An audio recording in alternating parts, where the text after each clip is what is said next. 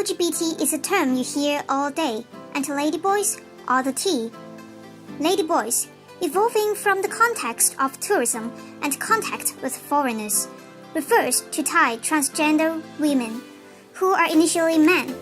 They represent one of the most well-known contemporary Thai culture, Catholicism. The term is used widely in Thailand and the Philippines, while less in other Southeast Asian countries and barely heard in other parts of the world. But sometimes you would still hear the Westerners referring to transgender women as the ladyboy. When you are in cabarets or bars in Thailand, it is alright to call the ladyboys ladyboys, as this word associates deeply with cabaret shows. While it does always relate to sex tourism and porn, so not every ladyboy feels right to be called ladyboy. However, there's still a large number of them working in predominantly female occupations, such as in shops, restaurants, and beauty salons, and also in factories. Okay, now here comes the part every one of you would definitely be interested in. What do men do to themselves to become women? One of the ways is by taking a massive amount of female hormone drugs to slow down the maturation of their male sex characteristics. But if affordable, many would still prefer sex reassignment surgery to transform utterly to women.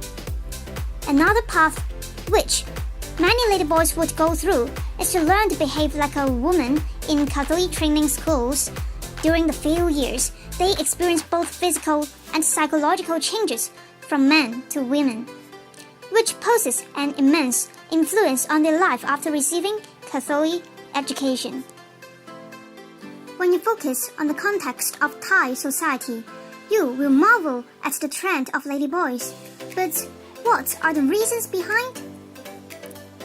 Well, the history of ladyboy is still on debate. One major claim is that the tradition evolved from the eunuch in the ancient Islamic emperor. But who knows? However, there's clear evidence of why ladyboys appear on the market, since foreign visitors are very interested in Catholic, scientifically and sexually. The sex service industry therefore grows to be one of the sources of income in Thailand, resulting in a fast demand for ladyboys. It's estimated there are some 200,000 prostitutes in the country, and the industry produces $2.5 billion to $4 billion each year, or around 1% of GDP. Socially speaking, it is an opportunity for impoverished children and family to move upwards. What about religion? Thailand is a nation heavily influenced by Buddhism. Some Buddhists explain that being a Catholic is akin to some kind of punishment, a karmic consequence of having done evil deeds in a previous life. Under this theory, everyone can become a Catholic because of something they did in their earlier life, so everyone should be tolerant of them. Apart from that, some abbots allow transsexuals or Catholics to be ordained as monks, as they believe we should judge people on their mental state instead of their exterior appearance. These are why Thai society is somehow morally allowing the existence of ladyboys. Prevalent as they may seem in Thai society, ladyboys should be seen as a sector of society and permitted to live like ordinary people. But sometimes they don't. Ladyboys also lack respect in the job market. Due to their distinctive identity, ladyboys are discriminated in spite of their abilities and therefore struggle in getting a mainstream job. Worse still, while their gender identities are different from the gender indicated on their ID card, employers may worry they are illegal workers.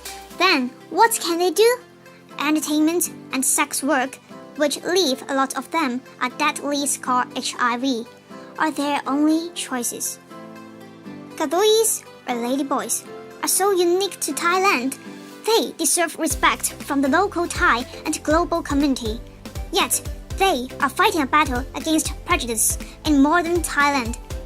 We agree that they should no longer be discriminated in the workplace or society. Instead, They should live with pride and dignity. With the influence of LGBT campaign, we hope the Thai government can reassess the ladyboy social status and implement effective measures in helping them and educating the public. We also hope the civil society, no matter local or international, can play their role in realizing equality between ladyboys and the other nationals by providing social services like counseling or medical assistance. And for the ordinary people like you and me, there's only one thing we can do. Treat transsexuals as we treat our friends and ourselves. No bias, no harm. They are no different from us.